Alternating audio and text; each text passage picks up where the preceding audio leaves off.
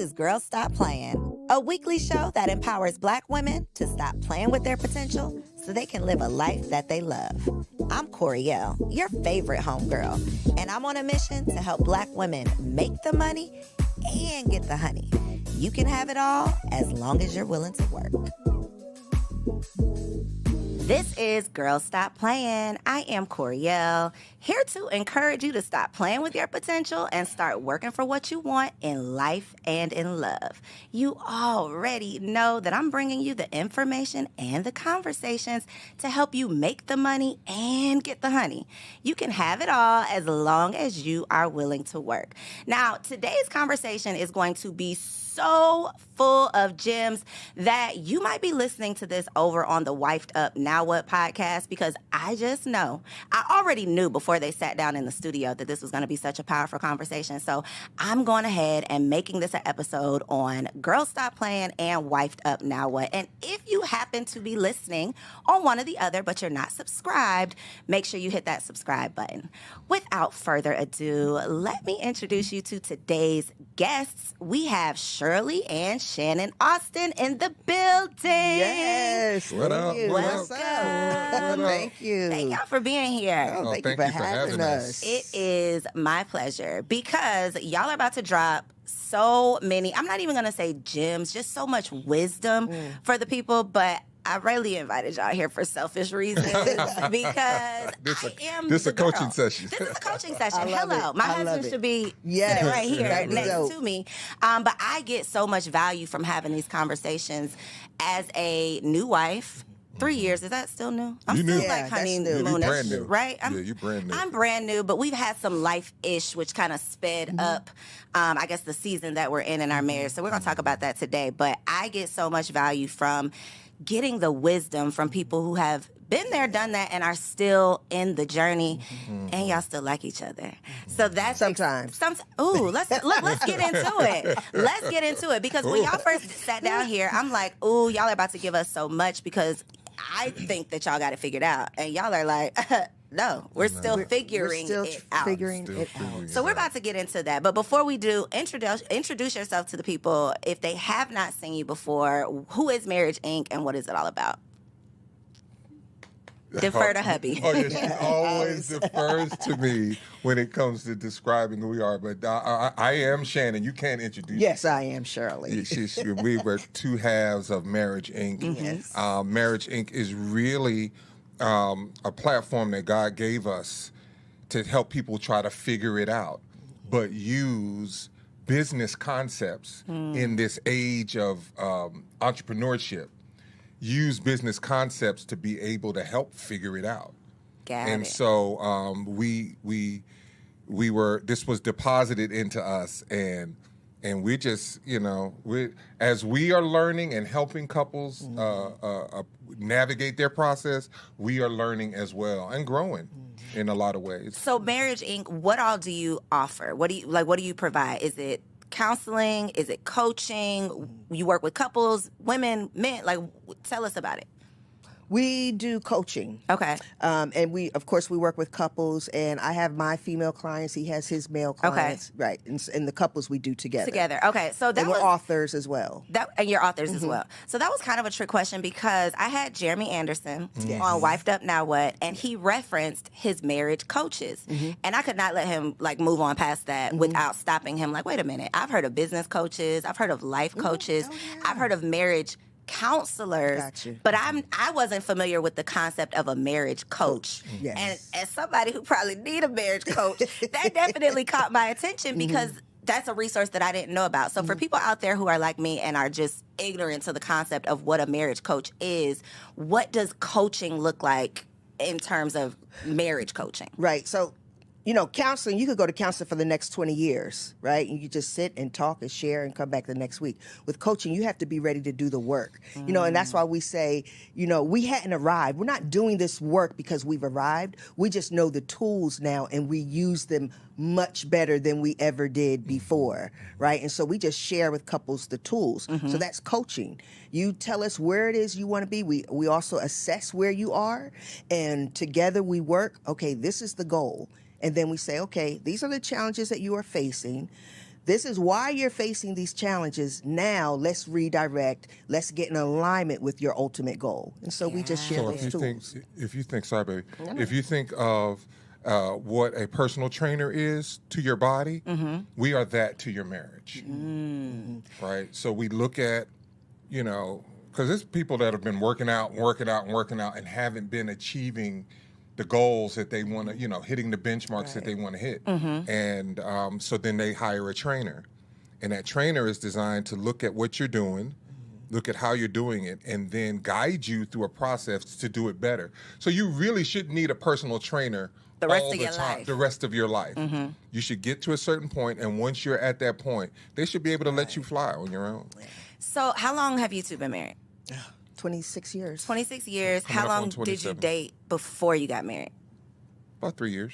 We didn't date 3 years. We met in 95, got married in 97. Okay, yeah, okay, so so yeah, 2 years. 2 Okay, years. so getting close to that 30, okay. Goals, for sure. Have you noticed a positive impact on your own marriage based on the work that you've been doing? Like, what are the benefits that for you sure. two get just from doing this work together? You know, it's so interesting because we go into marriage with an idea, and that's not at all what marriage is. And one of the things that I have learned is that he is my teacher and I am his teacher, right? But a lot of times there are challenges because we don't accept each other as each other's teacher. So the benefit, I have grown exponentially. There are parts of me, right, the little girl that needed to be healed, and we come into the marriage not knowing that we're presenting the little girl, right? And he doesn't like the little girl, and I don't like the little boy. But in time, as we realize what's going on, now we're open to, okay, when he redirects, when he's like, hey, right? Like, she's showing up, like, this is what you're doing. I allow him to teach me, to help me to grow and help me to heal. But that takes self-awareness. Because I had a yes. conversation, someone sitting right here on the couch, and we ended up, conversation came around, so many times it does, to like inner childhood issues. And we talked about the fact that she's sitting here on the couch as a grown woman, but the issues she's experiencing, the challenge she's presenting, she's really sitting on the couch as her 7-year-old self, her 10-year-old self. And a lot of times we show up in these marriages as our 12-year-old, 15-year-old selves, but we're not self-aware enough to even realize that that's what it is. So when we keep running into these issues, we don't know that, I mean, we obviously know that we're a part of the problem, but we can't pinpoint or identify even that we do have those issues, that maybe we stopped developing at, you know, a certain age. And so what do you all think is the value or importance of doing self-work before even getting into a relationship? Because I think sometimes if you get into this marriage and now y'all are committed, but y'all haven't necessarily committed to personal growth, one person could recognize their issues and try to fix it, but little boy might not realize he's showing up as the little boy. So what is the benefit, or do you all even recommend that people seek, you know, their own self-work before getting into relationship and marriage? I personally think everybody should be in therapy, period. On some level, you should be trying to, and I've yet to come across a person who has not experienced some sort of trauma, some sort of hurt, and dealt with all of it prior to them entering into a serious relationship, like a serious relationship looking towards marriage. There very rarely are people even trying to think about that. All they're looking for really is someone to meet their needs. They don't know the foundational basis of those needs, but they're just looking for you to meet those needs. If you can do that, then you know you're a candidate.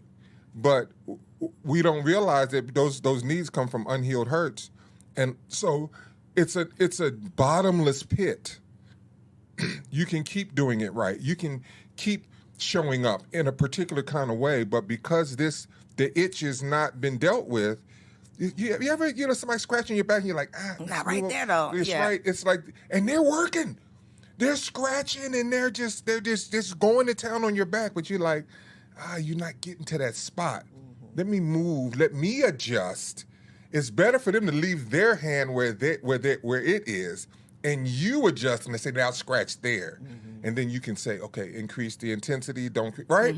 So I'm just using that as a metaphor to help us to understand that it's our work that brings about the utopia that we want to experience. It's not the collective work, and it's not their work. It's not her work. It's my work. And once I do that work, woo, it's on and popping. And let me say this. There is no relationship void of challenges. So if you don't do the work, you're really just you're already going in just saying, hey, I already know there's going to be challenges. I don't know what they're going to be, but there's going to be challenges and I don't know how to deal with them. Right? So doing the work is saying there's going to be challenges. Let me go in. You're not going to go in like, I've done the work and now our relationship is just going to be amazing. No. But you will have tools. You will recognize yourself showing up in certain ways, right? That's how you said, we don't see that, and we don't. But when you do the work, you do if you're intentional. Man, I have said out of my mouth so many times, like, marriage is a mirror. And if you don't want to look in that mirror, marriage is not for you. Okay? Yes. When I tell you there is no deeper relationship than someone who's literally there with you before you wake up in the morning. Like, I'm not even up and you could be staring me in my face. Like, you are literally, your presence is with me, so much so that you can pinpoint things that I need to work on. You can see things. You can pick up on things sometimes that I don't even see within myself. And if you're not mature enough, if you're not self-aware enough, if you're not committed to the vow that you've made, I think a lot of times those little issues start showing up. And again, you're not self-aware. You're not willing to grow. You sometimes can't recognize your contribution to it, or you don't want to. And then we start having all of these issues. Have you all seen, or I know you have, so what do you do when you have couples that come to you and one person is more on board than the other? How do you work through that challenge if maybe the husband is more self-aware, he's seeing something and he wants to fix it before it spirals out of control, but the wife is not really on board yet? Do y'all ever experience that? Oh yeah, absolutely. Most times. Number one, ask, what is it that you want? Right? So if what you want and what you're doing is not in alignment with what you want, and what you're doing is not working, why do you keep doing it? Right? We don't do anything that we're not getting something from, right? So there's a fear there, there's an insecurity there, right? And so our job is to pinpoint and figure out, why is it there and how can we now remove it, right? That's the work, removing it. That's and listen, most times it's fear, sis, right? We have a fear of opening up our heart. Because we've opened it before and we got hurt. And now, even though we love this man, there's still something in there that is fearful that, but what if, but is this really a safe space? And I think, to your point, it takes that me knowing it's my work and not having the expectation that you're going to make me happy or that this happy relationship is always going to be happy, because it's not. What is your advice for people who find themselves in situations where they have put their partner on a pedestal with the expectation that it is always going to be happy, and then they're disappointed when it's not? I have said this, knowing what I know now and experiencing what I've experienced with Shirley. I say now, I hope this is a safe space. Right? It's a safe space. It's a safe space. I say now I am fully, I'm fully ready to walk in on a butt-naked orgy that doesn't include me. Okay. I have prepared myself for the worst. That's the worst. Okay, I was like, wait, this make sense for me. You've prepared yourself for the worst. I prepared myself for the worst. Okay. That would come from her. Okay. So I have removed any expectations of her perfection.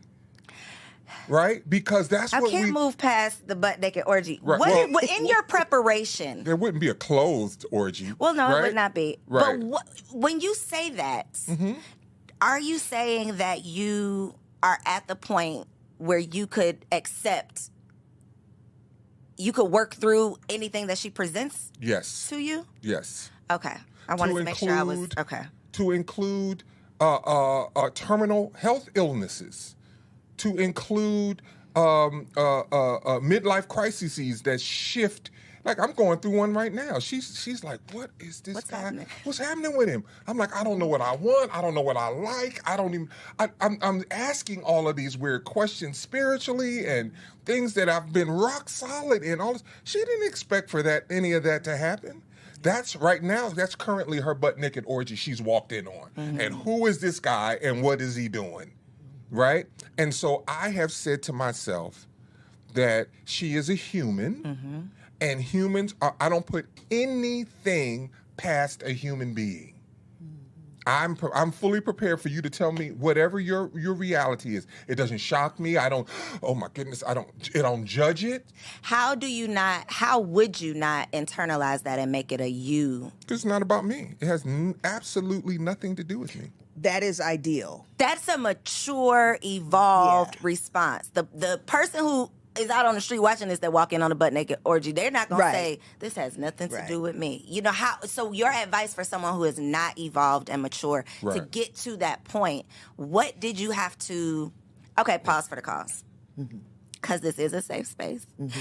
And I believe I saw a conversation with y'all. I'm not going to look y'all in your face when I say this. I believe I saw a conversation where y'all were talking about some challenges that y'all have worked through. Mm-hmm. Can we talk about some of those? Absolutely. Talk about anything you want to talk about. So, because it's easy to sit up here and talk about all the things that we would do, we could do, but the fact that y'all have actually worked through some things that somebody watching this would be like, oh, hell no, not me. Mm-hmm. I want to talk about some of those things because it is a very mature, evolved stance to say, I know that this is not a me thing. That's something that you're working on, something that you're going to have to work through, and I'm not going to take this personally. Mm-hmm. So you all have experienced infidelity. Mm-hmm. Yes. On both parts? Yes. Who stepped out first? I did. You stepped out first. Okay. What was the time? Was it like a get back? I'm trying to put the sequence together. Yeah. Was it like you did this, so I'm gonna go do this? Not an immediate. Not immediately. I mean, it took years. Okay. But I was just like fed up. I was hurt. I was like done. What year in your marriage was this? 9. Year 9. Mm-hmm. Or 8. The 8th. Prior to year 8. Mm-hmm. What had been the major? What was like the biggest challenge prior to year 8? Complete and utter disconnection. Right. Complete and utter. Complete and utter. So in some of the most major facets, especially for a man. So sexually, we were not connected, and I couldn't figure out because before we got married, she was swinging from the chandelier. So when you say sexually not connected, you mean like your sex drive was not the same? Absolutely, totally different. Got you. Then not only was y'all's not the same, but it wasn't even the same as it was previously to you all getting married. Right. Got right. After I had our son. And once we had a child. Let's make that clear. Let's put that out there. Thank you. Right. And so I mean, so many things changed, and I was like, what? Who are you? What? I made the wrong decision. Like the conversations I was having with people that were close to me before I even stepped out and started seeing the grass being greener on the other side, I was having the questions like, what did I choose? And why did I choose this? And why is this happening? And it was hard, man. It's hard to sit next to a woman who, before you were wondering, will I be able to keep up? And now it's like, it's just dry as the Sahara Desert. And I wasn't mature enough. 1, she was postpartally depressed, right? 2, she had a brand new baby. The last thing she was interested in was me, period. Especially because one of the things that Shirley desired being most in life was a mother.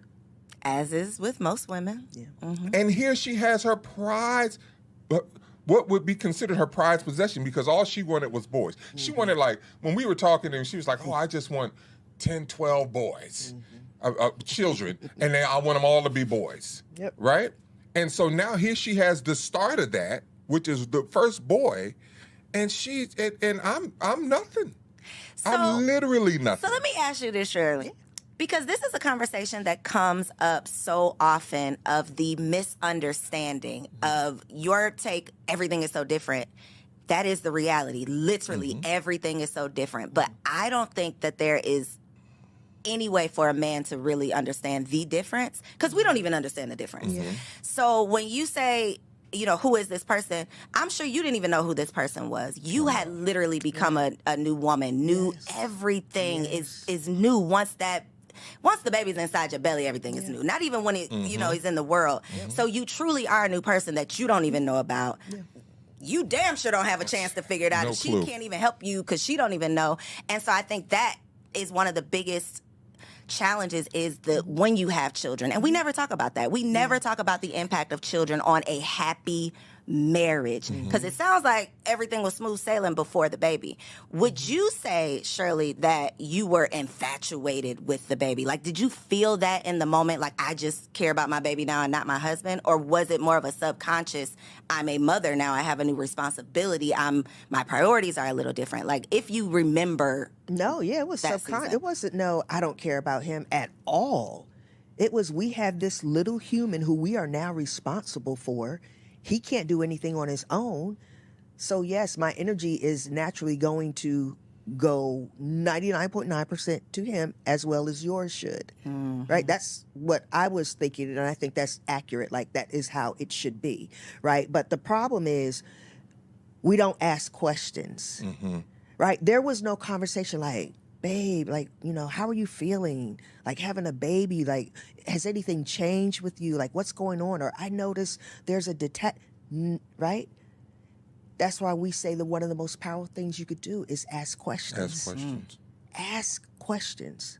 And Interview so that's where questions, we missed not the boat. interrogative questions. Yes, right? That's where we missed the boat. That's where we started to miss the boat. That was the beginning He of the created disconnect. narratives about what was going on. She don't care about me no more. All she care about is this baby. Right. And Yes. your perspective is, this baby has nothing. He needs me. He literally can do nothing on his own. I am. And my it perspective for was, this baby, and you should we be it care- too. yeah. And You my over here trying to yeah. push up on me. Go get that baby. Yeah, That's a big exactly. disconnect. Well, see, now here is the problem. I was a very engaged father. Like, for the first month of both of our children's lives, she didn't have to get up at all, right? And then even when I never saw, like, I don't babysit my kids. These are my They kids. with me. You go and do whatever you want. They're with me. But there were so many things that were unearthed during that time frame for us about each of us that, because we did not ask the questions and we did not create the space for the dialogue, we both had internal narratives that we were playing out fully as if they were real. And you just decided what the other one was thinking, and then you acted accordingly. And we acted accordingly. And that probably caused the greatest schism. And then, so here I am with the narrative of, I've made a mistake. I chose the wrong person. I need maybe to find the person that is more suitable for me, not knowing if I would have chose that person and we would have had a child, that because Same thing. I would have started asking, if any problem would have arisen, I would have started that same internal dialogue, because I hadn't dealt with, first of all, being able to deal with my sense of worth and value. I found my sense of worth and value in a woman that loved me.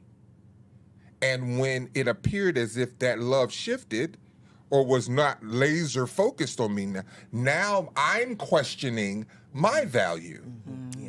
And so it became this this cycle of negative thought processes that my thing was, I don't need nothing from a woman, but I needed everything from a woman. I had prepared. I could cook, clean, sew. Listen, if I needed to masturbate to please myself sexually, whatever I need, I wasn't going to beg you for nothing. I wasn't going to take nothing. You're going to want to freely give it to me. And that was just that whole mindset was based off of trauma. Like, the girl that I wanted in school didn't want me.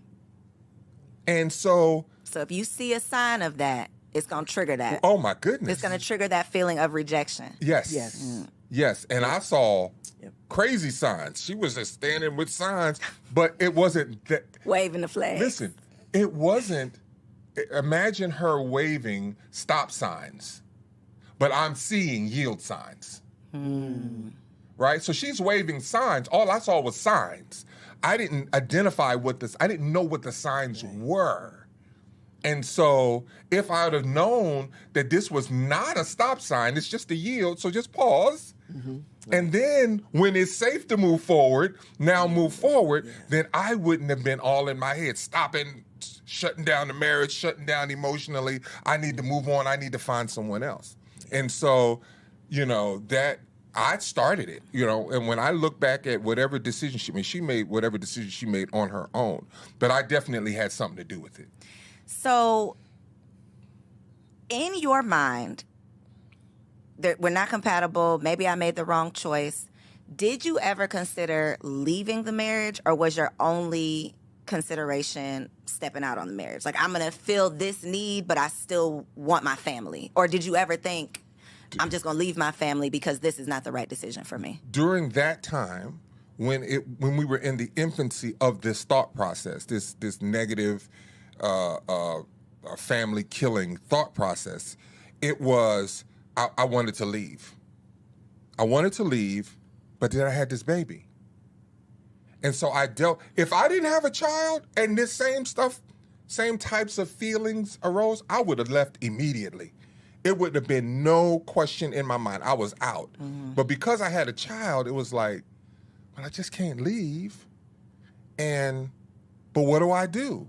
And how do I deal with these feelings and emotions? And where do I get to salve? Where do I get to feel good and feel? Because I just felt that she was just in heaven. Did you not notice any symptoms of postpartum? Because I know, again, now as an evolved hindsight being 2020. You're gonna be mad at me, Coriel. No, you didn't. You're gonna be mad. You did, and you didn't care. You're gonna be mad. Oh, okay. Let me tell you why you're gonna be mad. I'm a nurse. Turn his mic off. What? I was a nurse. So did you know and not care? Did you recognize it? I didn't recognize it. Oh, okay. I just thought, why are you acting like this? It never occurred to me. That needs to be a whole show. To associate whatever behavior was going on with a baby.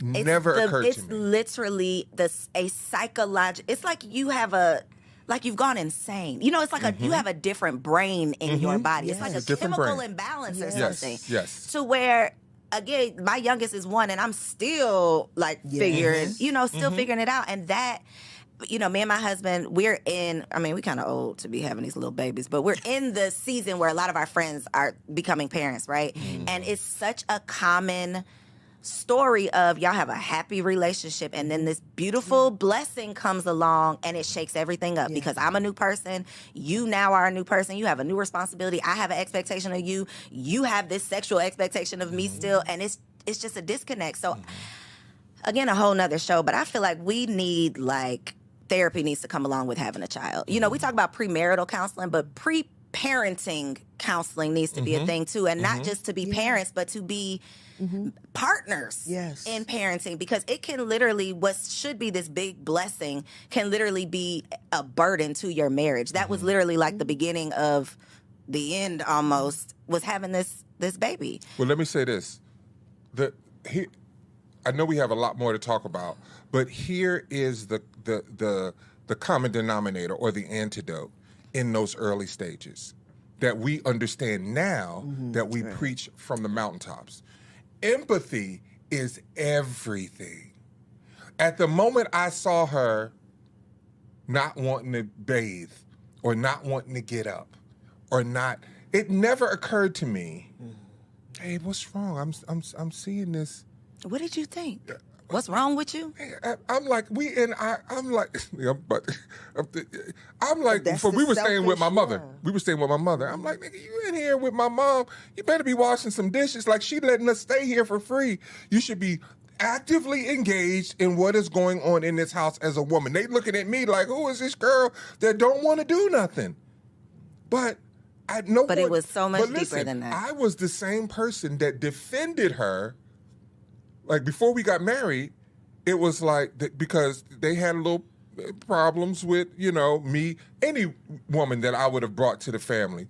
But because I was no longer with my ex, they weren't really trying to feel me bringing a woman back into my life. And when I decided to marry this woman, they were like, as if they weren't going to come to the wedding or they weren't supportive. I like, listen, y'all can stay your asses at home. Y'all don't have to be. But there will be a wedding. There will be a wedding, and it'll be to her. And so whatever you decide to do, so she has a history of me standing up for her and don't mess with Shirley, right? Period. And so, but now we're in this situation, and I'm like, well, maybe y'all right. Well, what? Why isn't she? Why doesn't she? What's wrong with me? And like all of these questions I kept asking, and what I should have been saying, I should have come, even before asking questions, should have been able to be aware enough to know something's wrong. Maybe we don't know what it is now, but empathy would have said, I would have begun to take on whatever she was feeling. Cognitively, the first stage of empathy is cognitive empathy, and you're at least able to understand you're going through something different. I get that life is different for you now, and you're trying to figure it out. So one of want to say one of the things to the people out there, right? When challenges come, stop making everything about you. Make it about your spouse. That's why when you ask people, why do you want to get married? Right? Oh, I want to, because I what the other person is going to do for me. No, if you don't have the mindset, how I'm going to serve, love, what value am I adding? Like, you're starting off wrong, because these things will happen, and you're going to have to sit back and be like, okay, Shirley, don't make it about you. Let's see what's going on, and go from there. And that's what we don't do. That is what we don't do, and we just. How did you deal with that, Shirley? It seems like a very lonely space to be in, to be confused with yourself of I don't even know what's going on, to be in a depressed state where I don't even want to care for myself. I still got to care for this baby. And now I got my man barking down my throat. And now I'm in this house where I'm unwelcome. I can just imagine the mental toll that took on you. So for anybody dealing with something similar, maybe it's not as dramatic, but you're going to deal with something after you have a baby. Even if it's not super dramatic, you're going to deal with something in the best of circumstances. What would be your advice to someone who finds themselves in a situation where they are experiencing postpartum or any type of depression? Like, how did you pull yourself out of that? How did I pull myself out of it? I don't even know. But I will say this, right? And so we had a conversation the other night, and I said, one of my downfalls in the marriage has been that I kept my mouth shut. Right? And so as I was going through, I'm watching things. I'm watching him get closer to another woman. I'm watching him get closer. Okay, we're going to talk about that in just a second. I'm watching him, his attitude towards me shift. I'm watching this.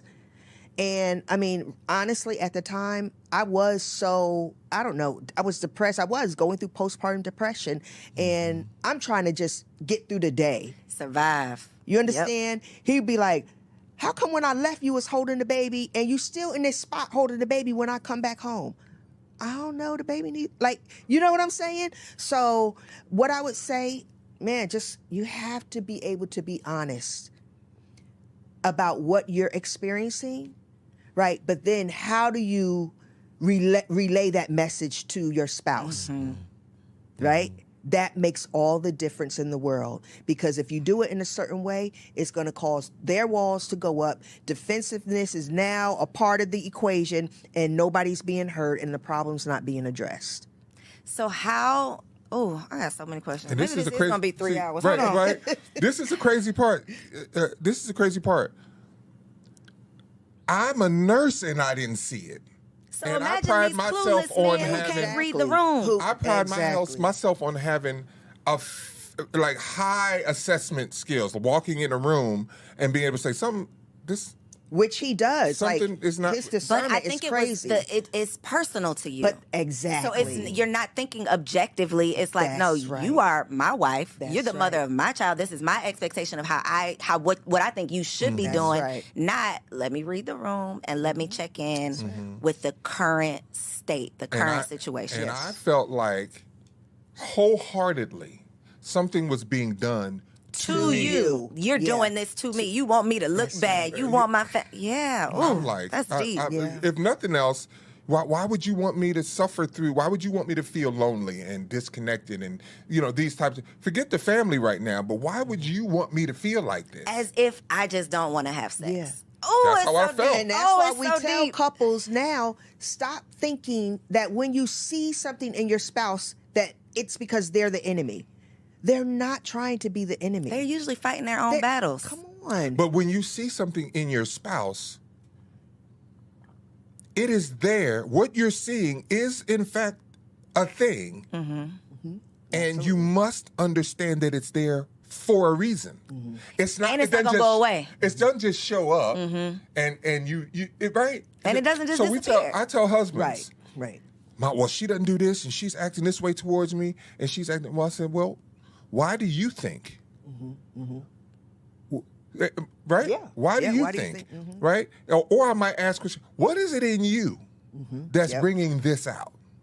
That's like when you have the husband that doesn't want to come home right after work. He's spinning the block. He's going to the bar. He's doing anything to come from, to keep from coming into the house.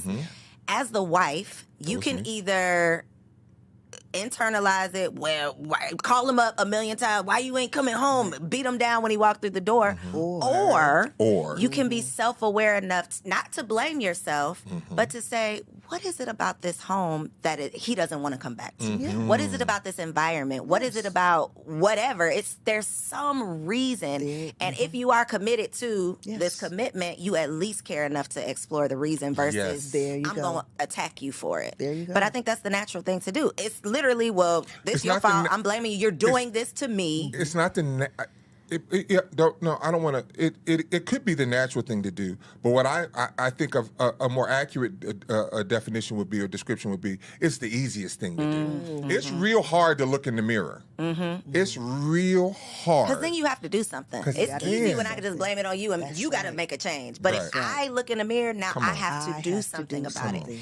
Okay, so wait, I gotta walk this back. You living at home, you had the baby, dealing with postpartum. I don't mean to minimize any of that, by the way, but that is where we are. Yes. At what point do you say, okay, the grass might be a little green? Who was this lady? Like, how did that happen? Because for women, most women, and we're gonna talk about what you did, Shirley, too, but most women, we don't get caught up in, ooh, it just, what happened next? I just happened to accidentally sleep with somebody. So for a lot of women, we don't understand the stages of how you got from we was happy at home to now I've stepped out and I'm with this other woman. Like, what were the stages? You met somebody at work, somebody was flirting with you, somebody was making you feel like a man and your woman. Like, what was that you went through that got to, okay, I stepped out on my marriage? It was proximity and it was proximity, work. Was it a work wife? No. Okay. It was proximity. I got something against work and wives. then Me too. The feeling of compatibility. You were seeing in her all the things that you weren't seeing in your wife anymore. Exactly. Down to the cereal I ate. Y'all was eating cereal together? No, we didn't eat it, but we had a Look, conversation. I'm getting mad for you. We had a conversation about cereal.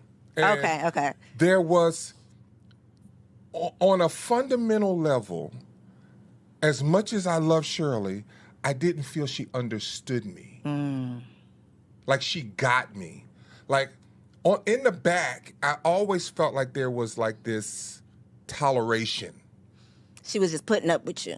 Kind of putting up, and you would think, well, why would a woman marry you, right? But we do that. We'll look past certain things to achieve or to receive something from a human being that we want in our lives. We'll look past what we believe to be deficiencies or faults or things of that nature. And I felt more of an irritant than I felt like oh no, aspects of me were irritating. And when you're sitting with a conversation and you like, well, I love me some Captain Crunch. I like Captain Crunch. You like Captain Crunch? Oh my God, that is the best thing since sliced bread. It's like, wow, you get me. Over some damn cereal. I'm sorry. Right? It'd be those simple little things, though. It's simple things. It's very, very simple things. And so that just, so then you start asking, well, what else? What else is there in common? What else we got in common? Yeah. What else, right? And it's and so that commonality helped to bridge the gap, a gap that I felt was present, but it was a gap that would have been present with anyone, because all I needed to do was spend enough time to find out, you know something? This lady get on your damn nerves too. Oh my goodness. Or you don't understand this aspect about me. Right. So And that's more important than the cereal. did you ever feel like I'm going to leave my wife for this lady, or this lady's just going to fill this void and I'll just keep her over here to fill this one void? Or did you really feel like maybe I should marry this lady? And I felt that I should leave. And it wasn't for anyone, but I felt it of course, when you see when there's a job opening over there, even though you might not feel like I should quit and take that job, you see there's a job opening, you're like, well, maybe it makes it. I got some options, right? And I realized that I didn't have any options. I didn't have any options when I spoke to two men that were very, very important to me, and they are both deceased now, but they read me the riot act. was this before you? This was during. So you were in the middle of an affair. This is during. Okay.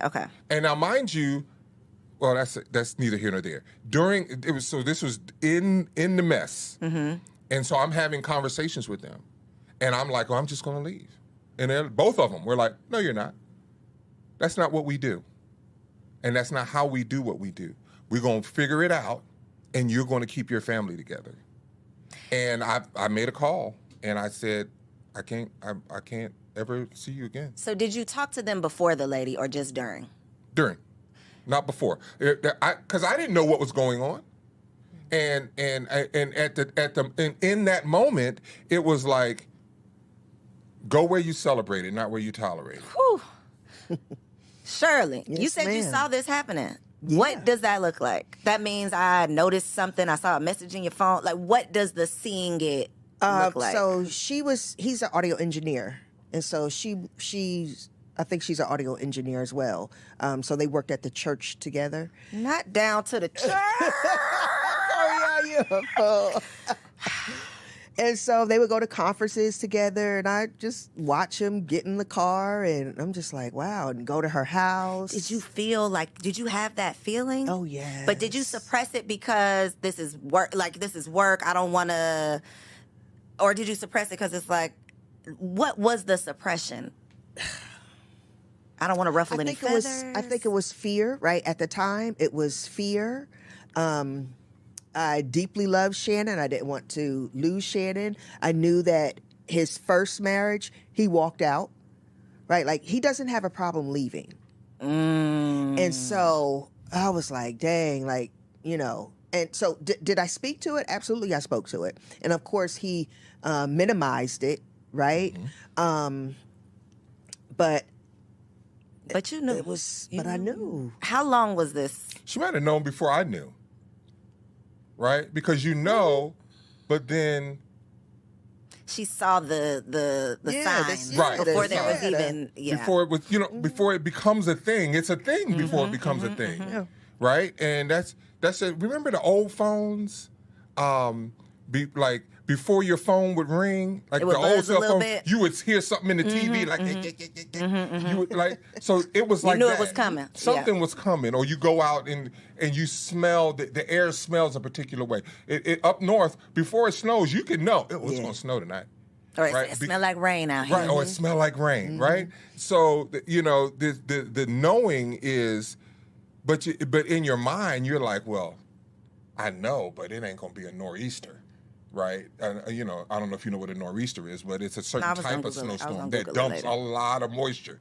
You're like, it's going to snow, but it ain't going to be that, right? And then now you in 10 inches of snow, a blizzard, and you're like, we have only known, if we could have prepared. Saw the signs. Right. So what was the blow up? Did you get caught? Did you just finally say something? Did you get messy? Like what? It was the men. The men. Oh, they ended it. So No. They didn't end it. But that conversation. the conversation they had with me, And I got on the phone. It's like, I'm not going to see. Was your next step to come home and explain to Shirley, or like how did you confirm it? Find out. It wasn't a confirmation. I don't even It wasn't a remember that, confirmation? to be honest. It was just like, I mean, we talked about it because I remember, me pushing the fact that this was an inappropriate relationship, right? So I remember those times, and then I remember when he said that he had cut it off.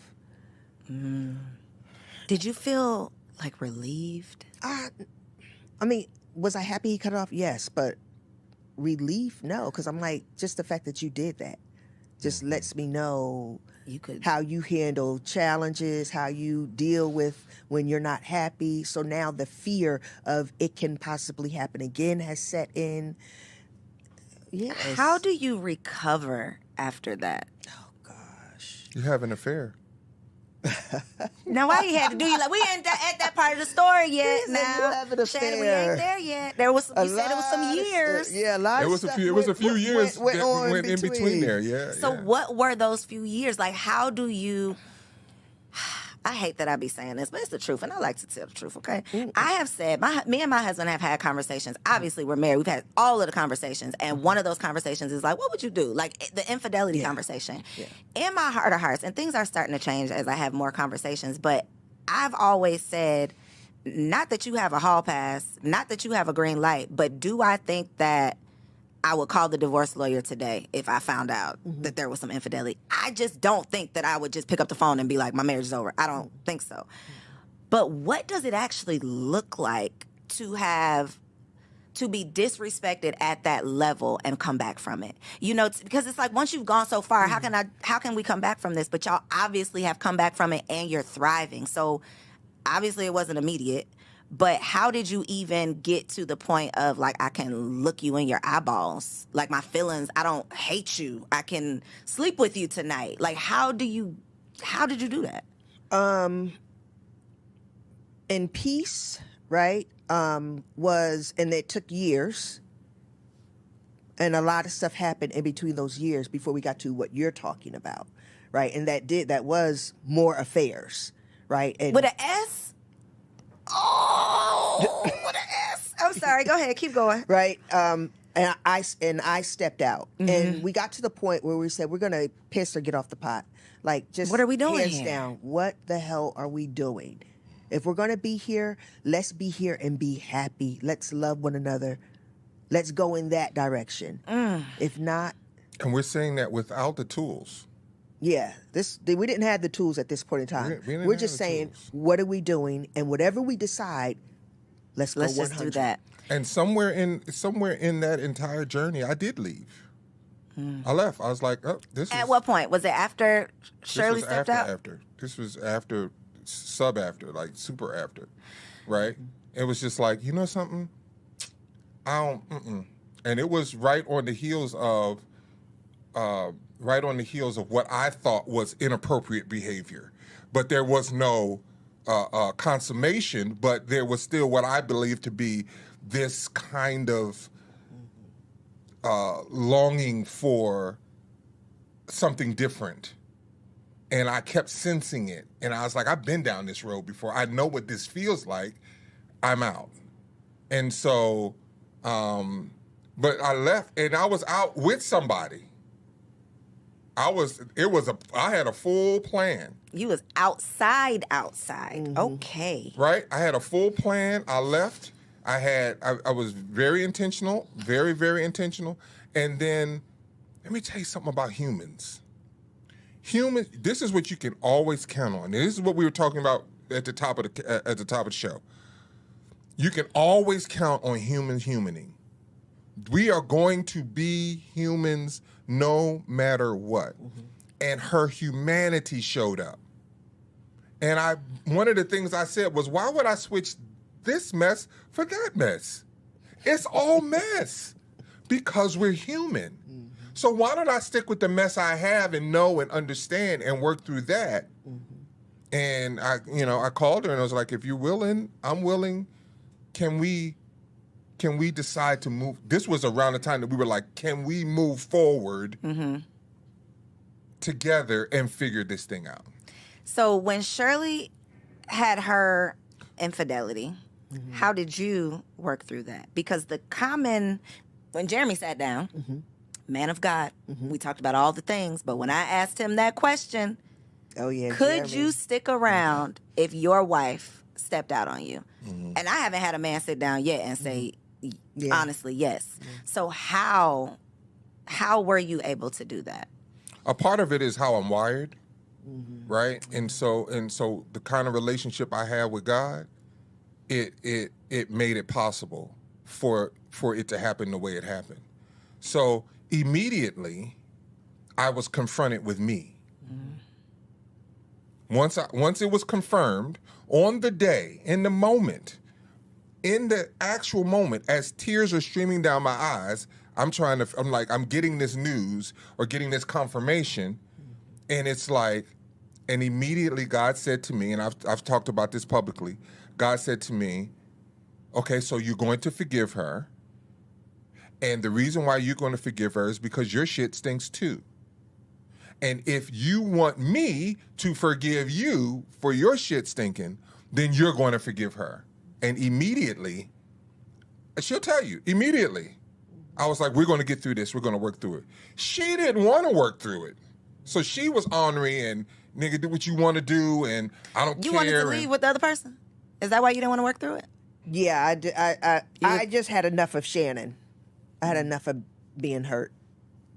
And as much as I never see myself without him, what he was bringing was breaking me.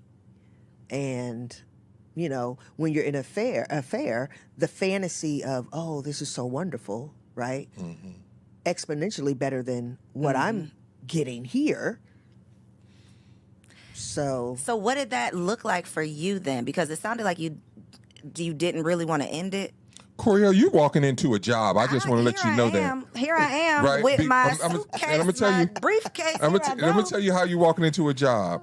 We've been wanting to tell this story. Let's talk about it. And you are asking the right, your interview I'm skills. nosy. Look, I'm like, you got to tell me. The reason why you're doing so good at this, we're holding back. It's gonna be about 4 hours story. Don't hold back. We gotta hold. We do, but we do. I'm really serious. We want to talk to you later on about how you can sit in that kind of Barbara Walters seat, and help us share this totality of it. Yes. Because but you're gonna need. It's gonna be hard for you to interview and eat popcorn at the same time. Because I'm gonna need some. I need a little drinky drink You're over gonna need here. a glass of wine, some popcorn. Because it's really detailed. But it's real stuff that we just talk about on these podcasts. But ain't nobody actually been through none of it. You know, it's like we're talking about, well, if I was there, this is what I would do, and you shouldn't have did that. But what did you actually do? The fact that y'all are here, sitting next to each other, and not just y'all have figured it out together, but y'all have found this purpose to now help other people.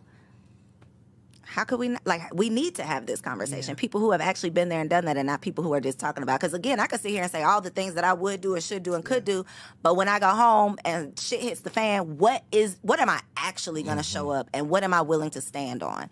So the fact that y'all work through all of this ugly mess, all of the things people say you can't get through, and you're here, still standing. Let me share this. Another thing that helped me was this. My sister, who is to me a savant. My goal in life with my sister was to be able to wear her butt out in a debate.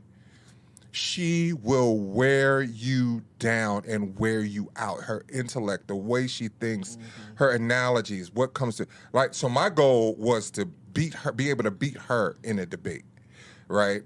That sister said to me, she said, you said for better or for worse, for richer or for poor, in sickness and in health, and all these other values, right? Did you not say that? And I was getting set up. She was asking me questions. I was like, yes, I did. She said, but you said for better or for worse? I said, yes. She said, well, this is your worst. This is your worst. But the crazy thing about life, this is the crazy thing about life, the way why people should stick it out no matter what. It can always be worse. Right. Today's worse is different than tomorrow's worse. So right now, in that moment, my worst was being told, in the same day, being told I had to have open heart surgery, and also being told that my wife was in a love relationship with another woman.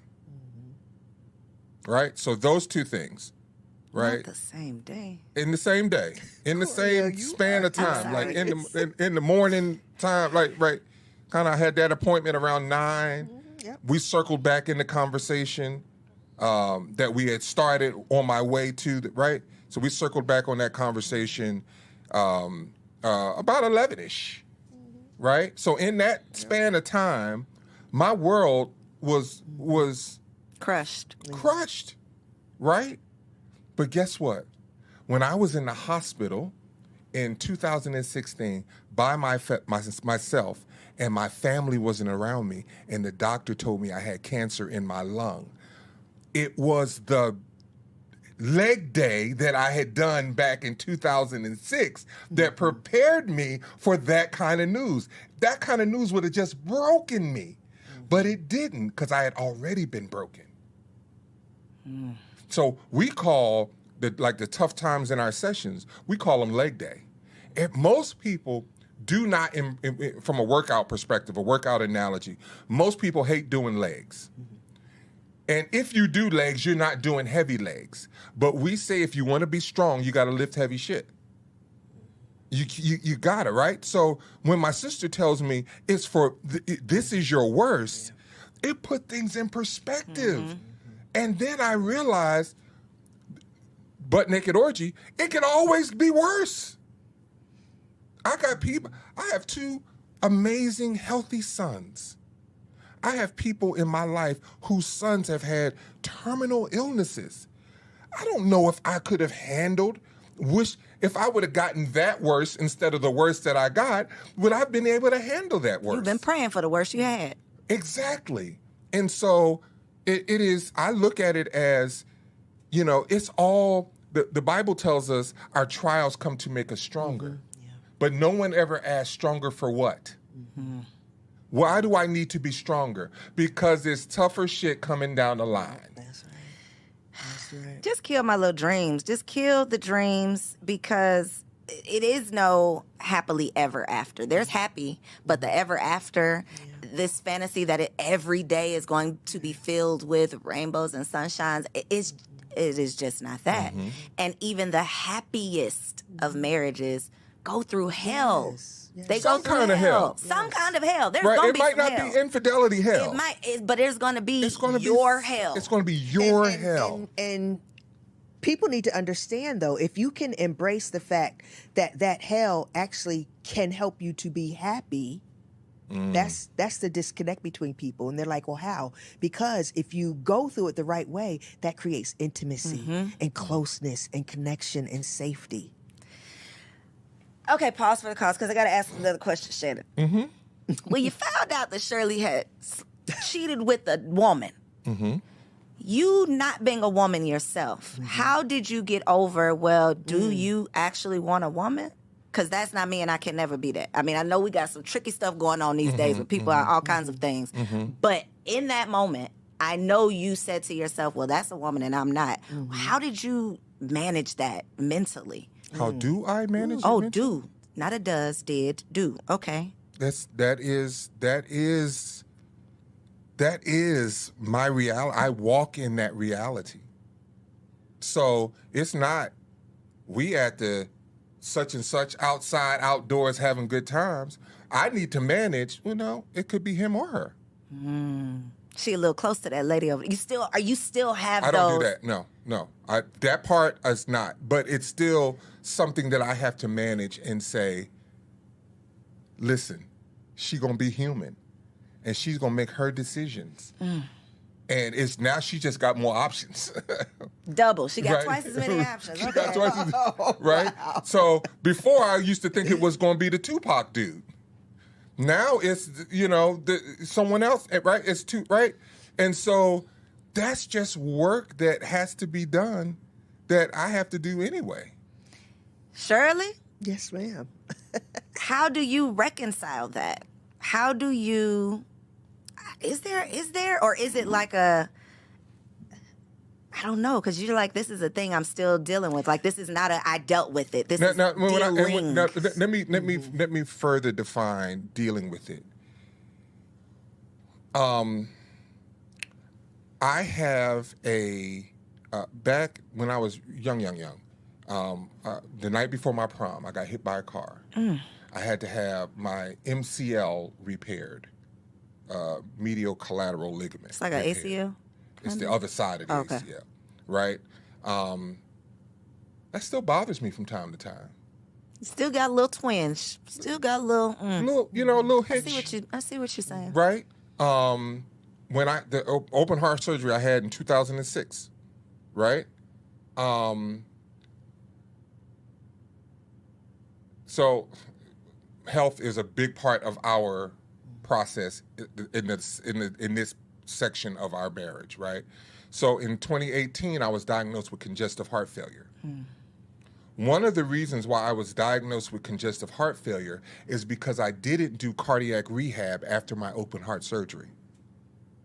So I didn't go through the therapy that my heart needed to be strong enough to eat how I was eating and not exercise and not do the things. So I was eating all the things I shouldn't have eaten. I was not doing the things I should have been doing for me to have a strong heart. If I would have done cardiac rehab, that would have created a foundation for me not to experience congestive heart failure. So now I'm living with congestive heart failure. So I got to watch my salt intake. I got to watch my fluid intake. I have to exercise. I have to do things. And she'll get on me. Hey, you're not doing such and such. You're not doing, right? So now she's even aware. None of that existed relationally for me, right? The one counselor I did go to basically told me I was all in my head. I was, we both went to him at one time. I started going to him, and then we both went to him, and we both were like, he crazy. Let's stop with this guy. And so a lot of the time that I spent post that therapeutic environment was spent alone, managing things on my own, right? So this is why we're telling people you need a coach at least, or a therapist. Because trying to do it on your own, you don't have the skill set. You don't have the tools. You don't have the skill set. And so the reason why it might still be something that I have to manage now is because of what wasn't done during a certain span of time. Now, if I was in this place that I am now, I would have left a bad therapist and went and found another therapist. When people sit down with you all, and they have dealt with anything, really, do you all believe that there are deal breakers in marriage? Like, is there anything that a couple can sit down with you and present, and you would say, this can't be salvaged? Or do you truly believe that you can work through anything because of the things you two have been able to work through? Well, we definitely do not suggest that people stay in abusive relationships. Well, we differ on that. You would suggest people stay in abusive? I suggest people don't stay in abusive environments.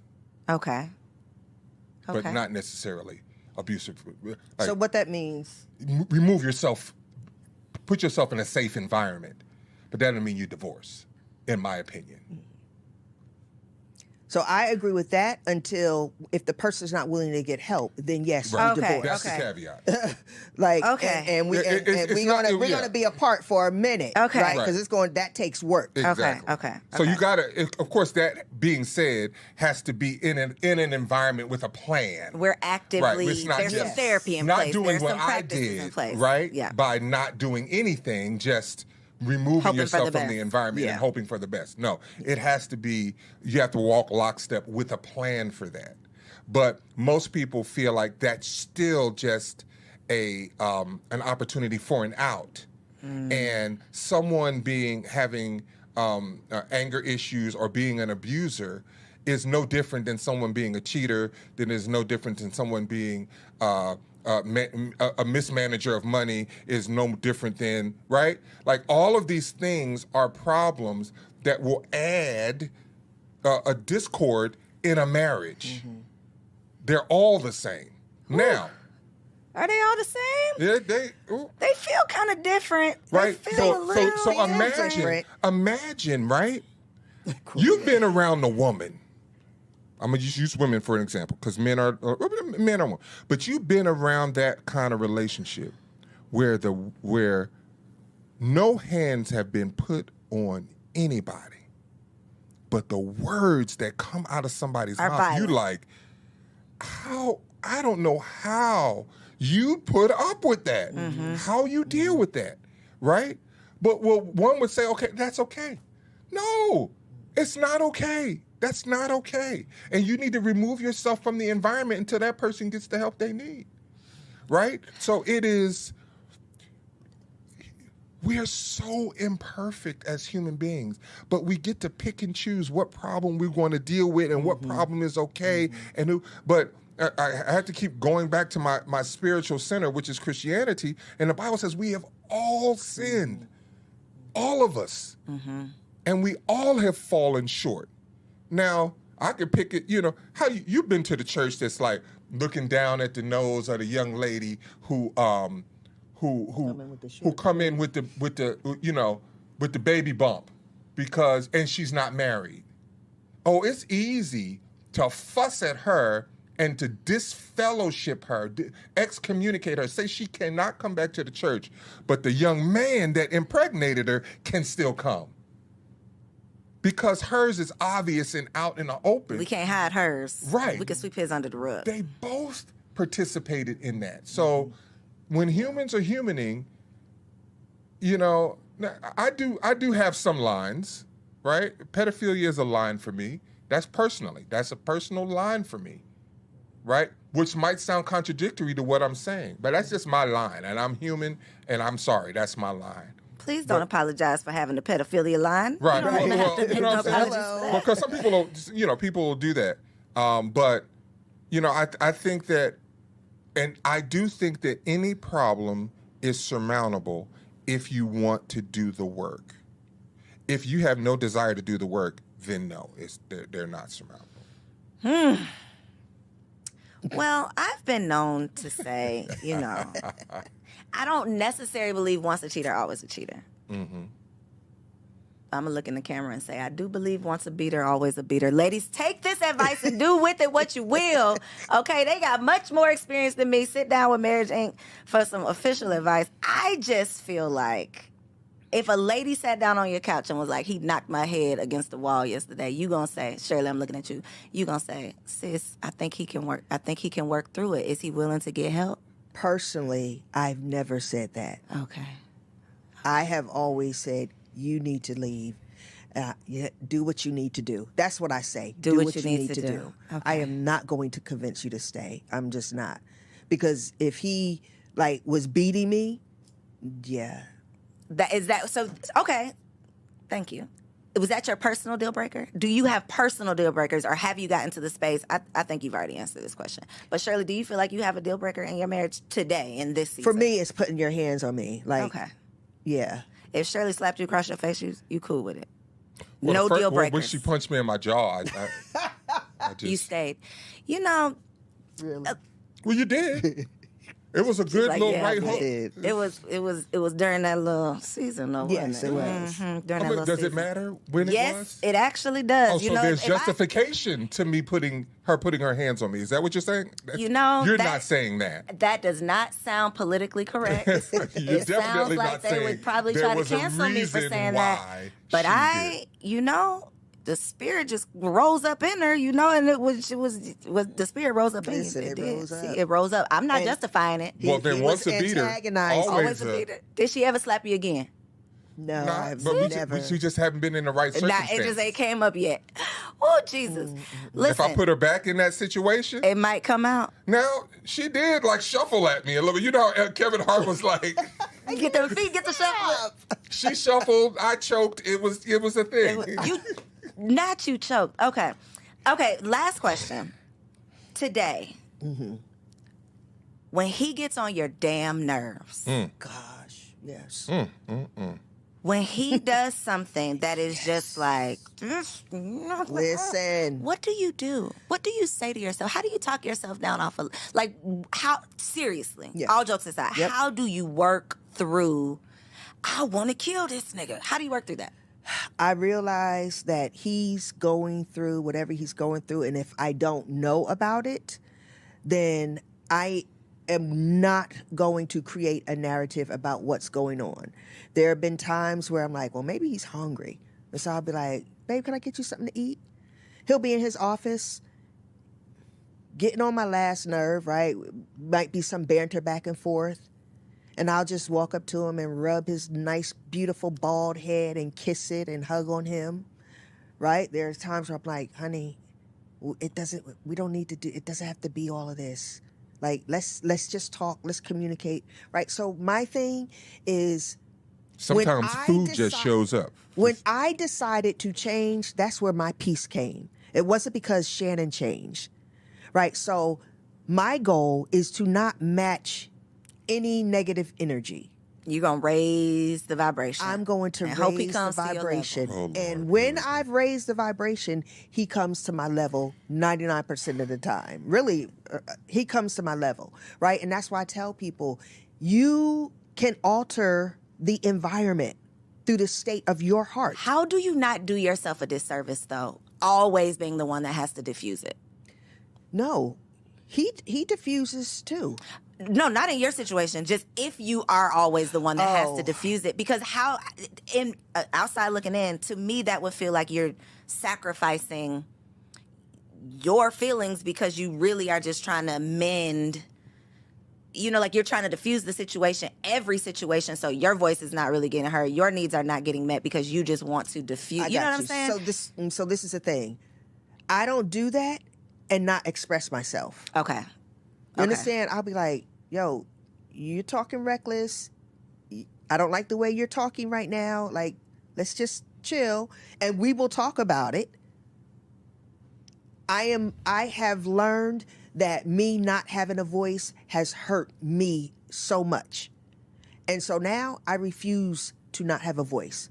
It's just how I say it, how I present it now. You understand? That's the difference. That is such a common, and I mean, we see this in dating where it's like, I like him so much, so I don't want to ask the wrong questions. I don't want to do the wrong things because I don't want to lose him, right? It's that fear you were talking about. I don't want to walk away. I don't want him to not like me anymore, so I'm not going to ask the right questions. I feel like that carries over into marriage, and I'm not going to complain. I don't want to be a nagger. I'm not going to say he hurt my feelings. I'm not going to talk about what's really wrong with me. And then to your point, 10 years go by, and now you are this whole new person because of who you've had to become to deal with this instead of just talking about it and working through it. So I would love to end part one. I don't know how many parts y'all gonna have to come back, but to end part one, for anybody watching this that is just going through any type of challenge, because they're watching, and today something is gonna come up. They already might be dealing with it from this morning. What is your advice, or please offer one piece of advice, each of you, for the wife and for the husband, of just working through marital-ish? Like, we have committed, for better or for worse. Better question. You're in your worst. What's your advice while you're in your worst? You can look right there in that camera. Each of you, for the women and for the men, you're in the worst. How do you work yourself out of the worst? Wow, I'm trying to think, what should I choose, right? But I will say this, understanding how men are wired, right? So understanding how your husband's wired, what does that mean? What triggers him? What makes him happy? What brings him peace? What brings him calm? What is it that he needs from you? When there is conflict, there's conflict because there is an ask that is not being met, right? So the defenses and the accusations and the name calling and all of this stuff, it has to stop, right? And that's just you walking in your fear space, right? So I just encourage you as a wife, stop walking in your fear space and get to the point where you say, you know what? Let me just explore. When you explore, you find something. right? When we're looking for gold, we're digging and digging and digging, and boom, we find gold. So what do? Find out what it is that he needs from you. Find out what it is that you're not hearing. Find out what it is that you're ignoring. And then don't make no excuses, no justifications, no nothing. And this is my thing. Let me say this. I have a thing that I say more. I have learned. There are times where Shannon has been like, man, I wish you would be more physical. I wish you were more sexual, or you initiated more. That's our, initiate more. And in my mind, I'm like, well, I initiated twice this week, right? Now, in the past, that causes arguments. He's saying it because it means something to him. I have to stop being concerned about what I feel about what he says. And I'm like, okay, Shirley, you initiated twice, so now you need to initiate 3 times. Give more. Your spouse is not going to be upset with you about that. That's good. More. He said, give me some more. Stop now. Look at the camera now, Shannon now. Look at the camera now. Look at the She camera. said more, baby. Okay. Boy, stop playing. Look, that's what I'm going to tell the fellas. Boy, stop playing. Look, listen, this is a fundamental truth, guys, that I need you to get down into deep in your psyche. It's not equal. The greater responsibility of the relationship is on you. You have to show up. You have to take responsibility, and that is the biggest thing. If you have if you have any kind of spiritual, if you're Buddhist, if you're a Muslim or a Christian, you believe in the creation story, and you believe in Adam. And Adam's biggest downfall was he did not take responsibility for his actions. That's really what's got us in this sin situation. Whether you want to believe it or not, if this is your belief system, that's what's got us in this sin situation. It's because Adam did not take responsibility for his actions. And so just accept the fact that the greater responsibility is going to be on you. You have to show up. You have to ask the right questions. You have to be willing to be what was not experienced by your wife, or what was experienced by your wife. And if you do that, you will find a more peaceful environment. You will find, I won't say that, but you will find an environment that will be more conducive to the growth that you want to experience. So for people who is having a whole lot of trouble experiencing growth, how can they find Marriage Inc. and your services? At Marriage Inc. everywhere. On Instagram. Our website is marriageinc.us.us. You can find us there. And then our podcast on YouTube is My Marriage is Dope podcast, and you can come and get some value add there. And can I say this too? Yeah, of course. Because everybody cannot afford the coaching, but Shannon wrote a book called Husband, and I wrote in each chapter of that book as well, just breaking down what it takes to be an effective, healthy husband. And I just wrote my book called Wife You, and it talks about winning your husband's heart, and it's the ABCs of winning his heart. And so it's a small but powerful book. It's life-changing, and it's information that comes from men. So I wrote it based on what the men are saying, the husbands are saying that they need from their woman. And we'll make sure we link that down below. Again, part 1 of They Gonna Be Back. I don't know what, I did not ask one question that was here on my notes. I just want y'all to know. Are you serious? Because who cares about these questions? I need some answers, okay? This ain't Shannon Sharp. You know people was mad at Shannon Sharp. He ain't asked no follow-up. I got to know the details. Right. So thank y'all for sharing. Thank you for your honesty. Thank you for being an example of what is possible when you are committed to the commitment. Yes. Ladies, if your goal is to be wifey for lifey, that is my goal. What I'm learning is it ain't no 50-50, okay? We're out here talking about all of this 50-50, but you have to be willing to show up with 100%, okay? If you have enjoyed this conversation, please don't stop here. Make sure you head over to marriageinc.us. Grab a book, okay? Share this episode, subscribe to the channel, and we will catch you next week. Peace. So if you made it this far, I just know you loved that episode. Well, what you did not know is that we recorded it right here in ATL at Elevate Studios. Yes, your girl has her own studio, y'all, and it's not just for me. I'm opening it up for you too. So if you have a podcast, if you are a vlogger, a YouTuber, or a content creator, and you are looking for a professional studio to record your content, or you want to hire me and my team to fully produce your content, make sure you check out the show notes below or log on to elevateagency.com.